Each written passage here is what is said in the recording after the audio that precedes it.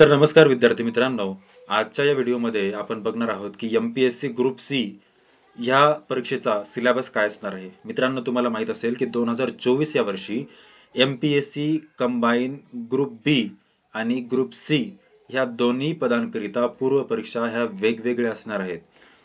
तर याच दृष्टिकोनाने आपण हा सिलेबस बघणार आहोत जो की ग्रुप सी या पदांकरिता असणार आहे. तर इथे हेडिंग दिली आहे त्यांनी, महाराष्ट्र गट क सेवा संयुक्त पूर्व परीक्षा आणि Maharashtra group C services combined preliminary examination. मित्रांनो, या परीक्षेचा टप्पा म्हणजे तुमच्या परीक्षेचं स्वरूप काय असणार आहे ते त्यांनी इथे दिलेलं आहे. तुमची ग्रुप सी साठी संयुक्त पूर्व परीक्षा म्हणजेच प्रिलिम्स ही 100 मार्कांची असणार आहे. त्यानंतर तुमचं सहाय्यक मोटार वाहन निरीक्षक गट क हे पद वगळता इतर संवर्गाकरिता संयुक्त मुख्य परीक्षा 400 गुणांची असणार आहे. म्हणजे सहाय्यक मोटार वाहन निरीक्षक गट क या एकाच पदासाठी तुमची स्वतंत्र मुख्य परीक्षा घेण्यात येणार आहे, जी की 300 गुणांची असेल आणि त्यामध्ये एकच पेपर असेल. पण सहाय्यक मोटार वाहन निरीक्षक गट क हे पद वगळता बाकीचे जे पद असतील त्यांसाठी मुख्य परीक्षा ही वेगळी असेल. त्यासाठी 400 गुणांची मुख्य परीक्षा असेल आणि मुख्य परीक्षेमध्ये एकूण 2 पेपर असतील, पेपर 1 आणि पेपर 2. त्यानंतर परीक्षा योजना आपण बघून घेऊयात. प्रश्नपत्रिका एकच असणार आहे, म्हणजे ग्रुप सी प्रिलिम्स साठी एकच प्रश्नपत्रिका असेल. त्यामध्ये 100 प्रश्न असतील आणि एका प्रश्नाला 1 मार्क, म्हणजे 100 प्रश्नाला 100 मार्क, असे 100 मार्काची तुमची ग्रुप सी प्रिलिम्स असणार आहे. पदवीधारक विद्यार्थी ही परीक्षा देऊ शकतात. आणि तुम्हाला तर माहीतच आहे की MPSC ची परीक्षा ही मराठी आणि इंग्रजी या 2 भाषेत असते. त्यानंतर या MPSC ग्रुप सी प्रिलिम्स परीक्षेसाठी 1 तास तुम्हाला वेळ असतो. म्हणजे तुम्हाला एका तासामध्ये 100 प्रश्न सोडवायचे असतात. म्हणजेच 60 मिनिटांमध्ये 100 प्रश्न असे सोडवायचे असतात. म्हणजे तुम्हाला इथे वेळेचं भान राखणं खूप महत्त्वाचं आहे. तुम्हाला टाइम मॅनेजमेंट जमले पाहिजे. आणि ही परीक्षा वस्तुनिष्ठ बहुपर्यायी स्वरूपाची असते. म्हणजे मल्टिपल चॉईस क्वेश्चन्स यामध्ये विचारले जातात. 4 पर्याय दिलेले असतात. त्या चारीपैकी एकच ऑप्शन बरोबर असतं आणि ते तुम्हाला टिक करायचं असतं. एकापेक्षा जास्त उत्तरे तुम्हाला टिक करणे अपेक्षित नाहीये. आणि या परीक्षेमध्ये 1/4 एवढी निगेटिव्ह मार्किंग आहे. हे बघा, नकारात्मक गुणदानामध्ये पहिलाच पॉईंट त्यांनी दिलेला आहे की 1/4 निगेटिव्ह मार्किंग इथे तुम्हाला दिली जाणार आहे. आणि दुसऱ्या पॉईंट मध्ये त्यांनी दिलंय की तुम्हाला एकापेक्षा जास्त उत्तरे देता येणार नाहीत. म्हणजे एखादा समजा क्वेश्चन नंबर 1 असेल तर त्या क्वेश्चन नंबर 1 चं उत्तर 4 पर्यायापैकी एकच असेल. म्हणजे तुम्हाला मल्टिपल ऑप्शन्स एकाच प्रश्नासाठी टिक करायचे नाहीयेत. तिसरा पॉईंट त्यांनी दिलेला आहे की तुमचे जर का मार्क्स हे अपूर्णांकात असतील, समजा मार्क असतील की 60.32, तर ते 60.32च असतील. मग त्याला 60 किंवा 61 असं ग्राह्य धरलं जाणार नाही.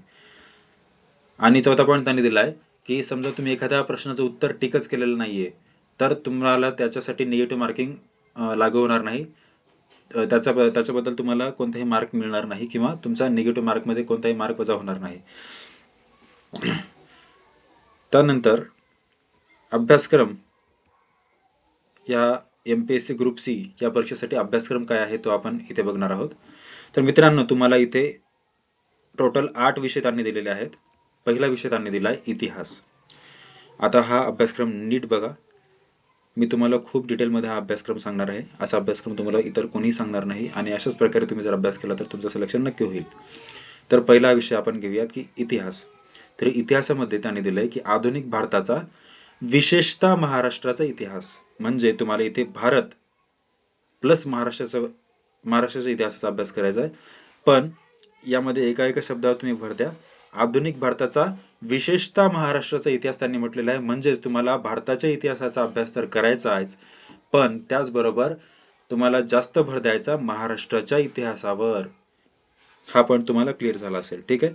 आता आपण दुसरा विषय घेऊयात, भूगोल. तर भूगोलमध्ये आपण बघूया, एका शब्दाकडे तुम्ही लक्ष द्या. ठीक आहे. आता भूगोलासाठी मी वाचतोय, महाराष्ट्राच्या भूगोलाच्या विशेष अभ्यासासह. म्हणजेच तुम्हाला इथे सुद्धा महाराष्ट्राच्या भूगोलावर जास्त फोकस करायचा आहे. त्याच सोबत तुम्हाला पृथ्वीविषयी माहिती असली पाहिजे.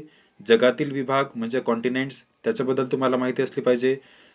भारताचा हवामान त्याबद्दल माहिती असली पाहिजे. अक्षांश, रेखांश याबद्दल माहिती असली पाहिजे. महाराष्ट्रातील जमिनीचे प्रकार यांनी इथे दिले. इथे नीट लक्ष द्या, महाराष्ट्रातील जमिनीचे प्रकार म्हटले, भारताचे किंवा जगातील म्हटलेलं नाहीये. त्यानंतर पर्जन्यमान, आता इथे महाराष्ट्र, भारत का जग, कशाचं पर्जन्यमान, तर आपण इथे जास्त फोकस केला पाहिजे महाराष्ट्राच्या पर्जन्यमानावर. त्यानंतर आपण दुसरा प्रेफरन्स दिला पाहिजे भारताचं पर्जन्यमान आणि थोडंफार जगाचं पर्जन्यमान तुम्हाला माहिती असावं. आता प्रमुख पिके, आता प्रमुख पिकांमध्ये सुद्धा त्यांनी असं दिलेलं नाहीये की महाराष्ट्राचं प्रमुख पिके की भारताचं प्रमुख पिके की जगाचं प्रमुख पिके. तर तुम्हाला जास्त फोकस असला पाहिजे महाराष्ट्रातील प्रमुख पिके, त्यानंतर दुसरा तुमचा प्रेफरन्स असला पाहिजे भारतातील प्रमुख पिके आणि जगाचं थोडंफार तुम्हाला एक अंदाज असला पाहिजे. त्यानंतर शहरे, तर शहरे कुठली बरं, महाराष्ट्रातील का भारतातील का जगातील, तर तुम्हाला जास्त फोकस इथे करायचा महाराष्ट्राच्या शहरावर. त्यानंतर तुमचा दुसरा प्रेफरन्स असला पाहिजे भारताच्या शहरांवर आणि तिसऱ्यांदा जगांच्या शहरावर.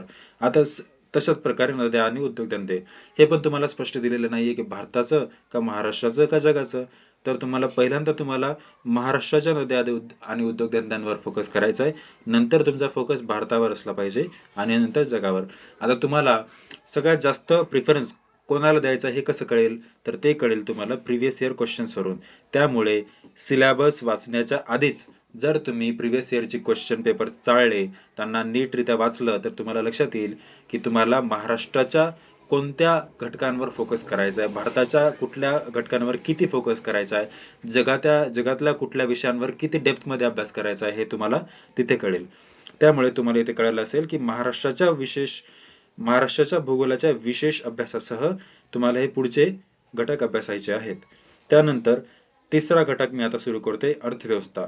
त्यामध्ये त्यांनी सरळ सरळ 2 पॉइंट्स केलेले आहेत, भारतीय अर्थव्यवस्था आणि शासकीय अर्थव्यवस्था. आता भारतीय अर्थव्यवस्थेमध्ये त्यांनी दिलंय राष्ट्रीय उत्पन्न, त्यानंतर शेती, उद्योग, परकीय व्यापार, बँकिंग, लोकसंख्या, दारिद्र्य व बेरोजगारी, मुद्रा आणि राजकोषीय नीती. त्यानंतर शासकीय अर्थव्यवस्था, त्यामध्ये त्यांनी दिले अर्थसंकल्प, लेखापरीक्षण इत्यादी, म्हणजेच हे बजेटशी रिलेटेड आहे.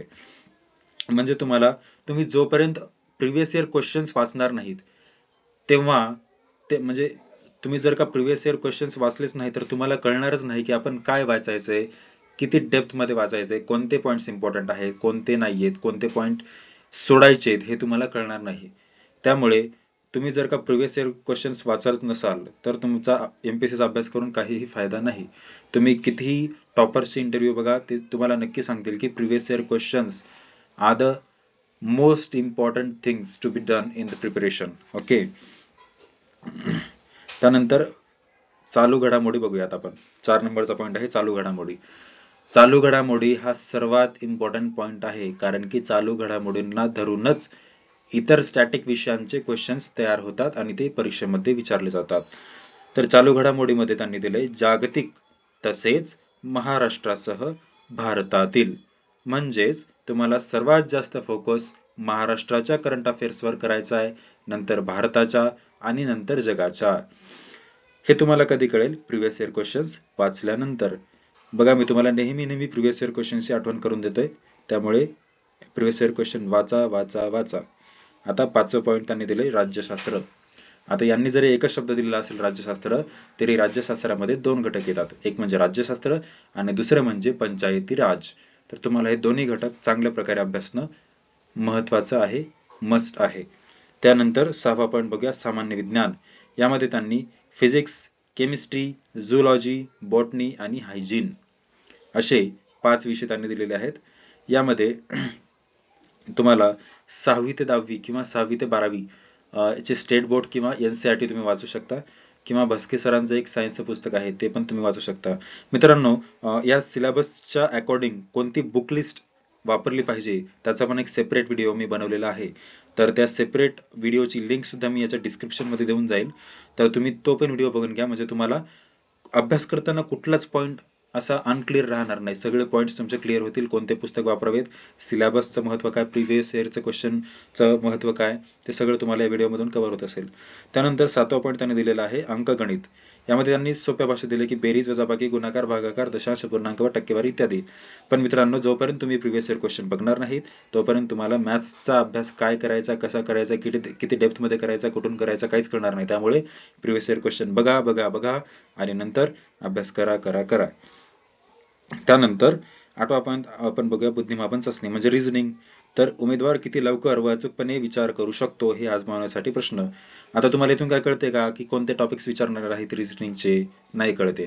तुम्हाला इथून हे कळते का की तुम्हाला रिझनिंगच्या कोणत्या टॉपिकला किती वेळ महत्त्व दिले पाहिजे, किती वेळ दिला पाहिजे? नाही कळते. मग तुम्हाला याच्यासाठी काय करावं लागेल? प्रिव्हियस इयर क्वेश्चन उघडावे लागतील, ते वाचावे लागतील आणि मगच तुम्ही अभ्यास करू शकाल MBSS, राईट. तर मित्रांनो, आणि अजून एक पॉईंट तुम्हाला सांगायचा राहिला की हे जे PDF आहे, ही PDF 9 ऑक्टोबर 2024 म्हणजे रिसेंटली अपलोड करण्यात आलेली आहे. म्हणजे ताजी PDF आहे. तर खूप डिटेलमध्ये मी तुम्हाला हा सिलेबस एक्सप्लेन केलेला आहे. ह्या सिलेबससाठी कोणती बुक लिस्ट वापरली पाहिजे त्याचा व्हिडिओ मी माझ्या YouTube चॅनलवर अपलोड केलेला आहे. त्याची लिंक मी डिस्क्रिप्शनमध्ये देतोय. तो व्हिडिओ बघा आणि सगळे पुस्तकं एकदाच खरेदी करू नका. एक पुस्तक घ्यायचं, संपवायचं. सर्वप्रथम तुम्ही PYQचं पुस्तक घेतलं पाहिजे. त्यामध्ये लोकसेवा पब्लिकेशन आणि ज्ञानदीप हे 2 चांगले पुस्तक आहेत. तर त्यापैकी कोणतेही एक घेऊ शकता आणि त्याला वाचू शकता. तर व्हिडिओ खूप जास्त लांब होतोय, तर इथे संपवतो आणि असेच नवनवीन व्हिडिओ बघण्यासाठी माझ्या चॅनलला लाईक करा, सबस्क्राईब करा आणि हा व्हिडिओ तुमच्या मित्रांसोबत शेअर करा. Thank you very much.